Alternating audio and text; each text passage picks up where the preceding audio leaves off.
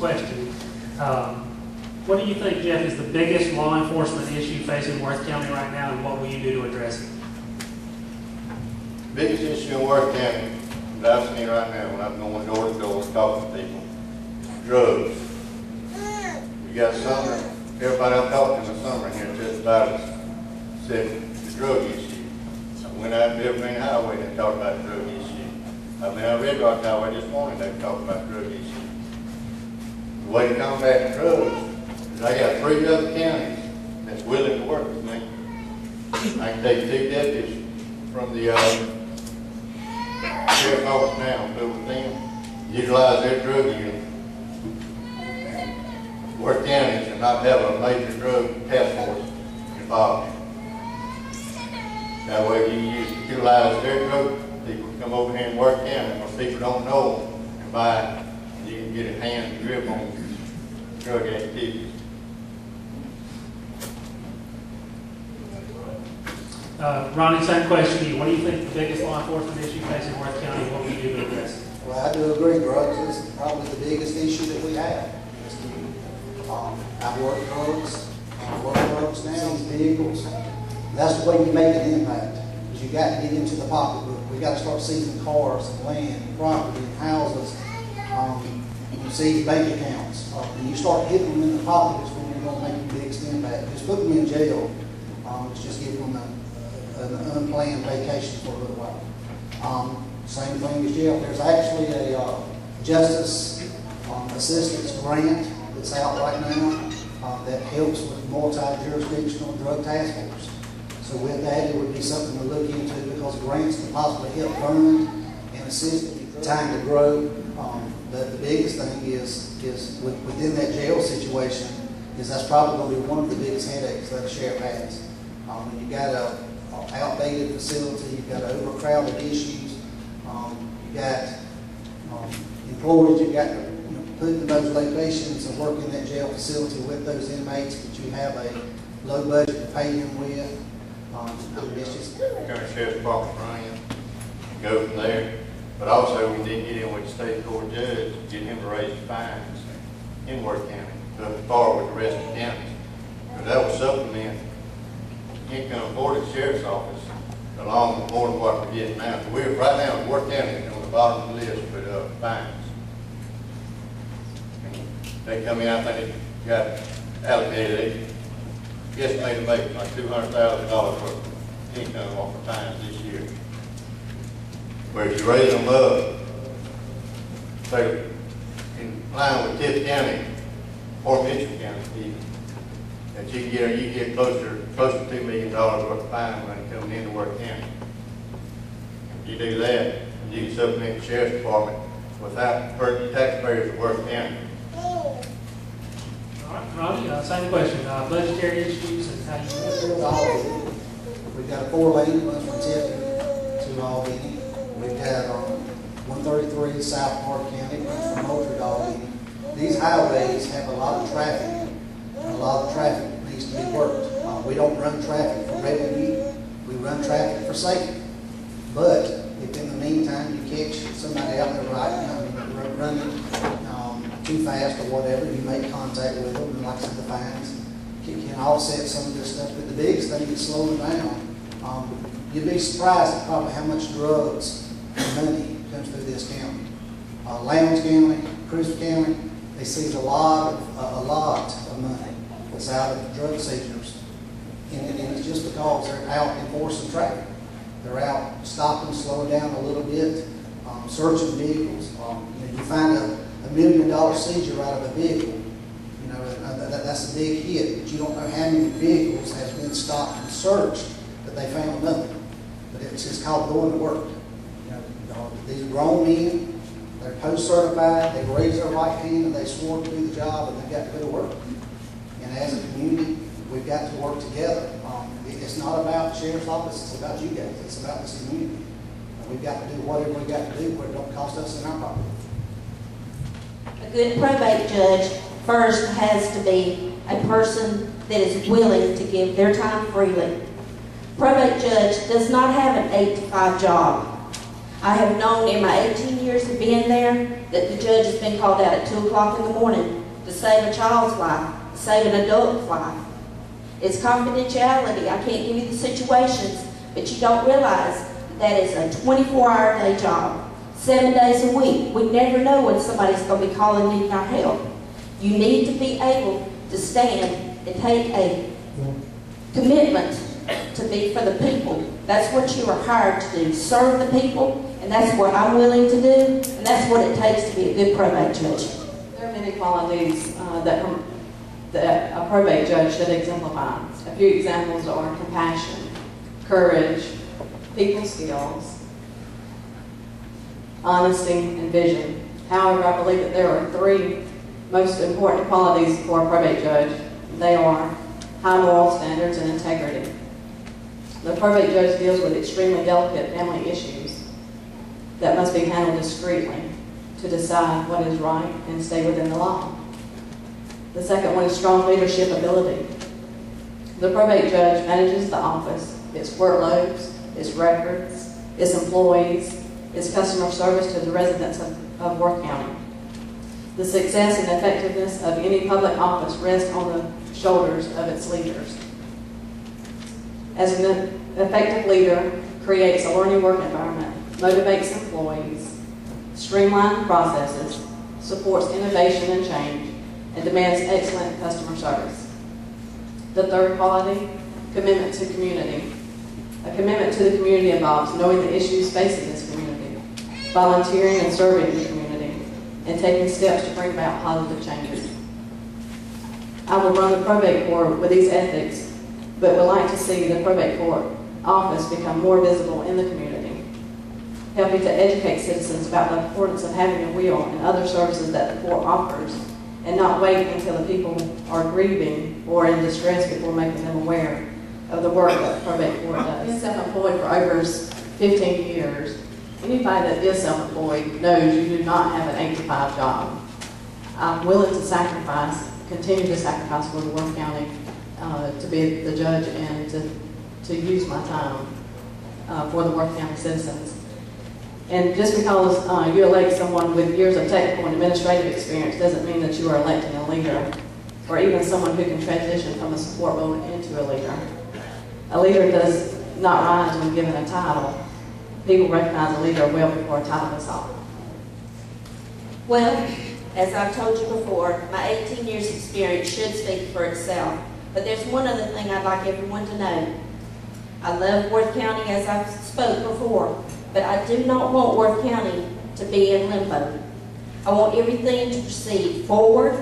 I want each of us to have everything and anything that is possible at our disposal. And if I am elected probate judge 2013, I will do my best to see that this comes into being. Thank you. Let's give these judges. We got $425,000 on the settlement surplus. And folks, I don't know where we got $425,000 worth of surplus settlement. And we've always had a few things. The old sheriff's card. When the sheriff got through and got handed down to the other department, finally we were going completely out. We're selling surplus. There's nothing unusual to have $10,000 or $20,000 in selling surplus. 4 1/4, I don't understand that. Another thing they've done this year's budget. The recreation department, I'm on the rec board, had accumulated about $150,000 and they wanted to purchase some land. Y'all know where the complex is at the Gerald Milton complex that the county built. And for the first time we have available to us a property adjacent across the street that the justice owned. They're willing to sell it. The rec department has the money that has been accumulated over the years. Unlike most departments, public works, sheriff, everything else, the county pays those bills directly, so if they stay inside the budget, it goes back in the general fund. The rec department just gets a supplement, a check each month from the county and from the city. They pay their own bill, they pay their own salary, and everything. So at the end of the year, if they've been frugal and saved a little money, it goes into their general fund. Over the course of many years, they've accumulated about $150,000. They've been using that money to buy that property, which we need very desperately for recreation. The county commission found out they had the money and cut the budget by $130,000. I just can't go along with that. I'm sorry. The kids are the future of this country, of this county, and we have got to provide for them. that's one of the things about elections that we're going to see about doing, putting that money back in. So public protection classification rating is the second issue. The rating is dependent on three separate issues: fire alarm and communication system in the community, fire department's ability to react to the needs of the community in designated fire districts, and the water supply system available in those districts. All of these items must be in place and fully operational for a lower ISO rating to be assigned. This rating determines what you will pay for insurance on your home and business located in the county. I know just recently they had a fire down in Scooterville. The fire was directly across the road from the fire department. No one responded from that fire department. Sylvester had to respond to the fire. So our fire department needs a lot of work. Third issue is spending. The board needs to look more closely at their spending for better use of the bid process and reviews of each department requests for major purchases. Each department could review how they could better use their budget allowance and cut. Year before we reevaluated, Worth County paid $28,000 in fine because our evaluation was low. State makes to it. Now, by the same token, it takes X number of dollars to operate. You know, you multiply 2 and 5, you multiply 1 and 10, you still get 10. So what the county did is it lowered the millage rate after the valuation went up until it was supposed to be a revenue budget. In reality, what happened is after all the appeals, the amount of money coming in was less than it was before we reevaluated. And it's, I'll be honest, it's hurt us ever since then. At some point in time, you'll probably have to take a look at it when we do all these services. There's absolutely no way that county workers should have to give up 16 days for pay simply because the board can't control spending. When I'm elected, I will make every effort to find a way with the assistance of the board and county departments to cut spending so that the workers of Worth County can see some relief towards furloughs, and will work with the board to eliminate all furlough days in the 2014 budget. I agree. You're going to hire an administrator, and I think an administrator would be very beneficial to Worth County. This is a $10.5 billion a year bill with 125 code enforcement, things like that. And Fred, this will go to you. Do you think, is there any potential there for Worth County to enter into any agreements with one of the municipalities as far as offering any kind of services? Anytime you can eliminate duplication services, I think you can save money.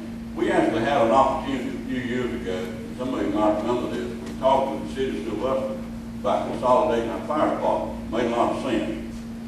We've got 2 fire departments a half-mile apart. We're having a real problem with fire protection. We got 2 fire departments a half-mile apart.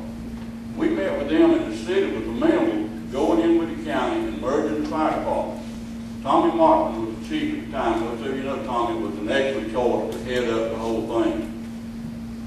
We could have left their fire department where it was. We could have moved the fire department that the county owns to Sumner, which Sumner was agreeable to that.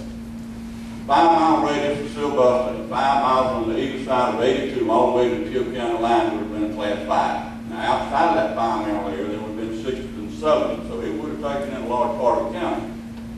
If we'd let it on, put a fire department on the west side of Sylvester, it would have been a class 5, 5 miles either side of 82 all the way from Graddy County to Tilt County.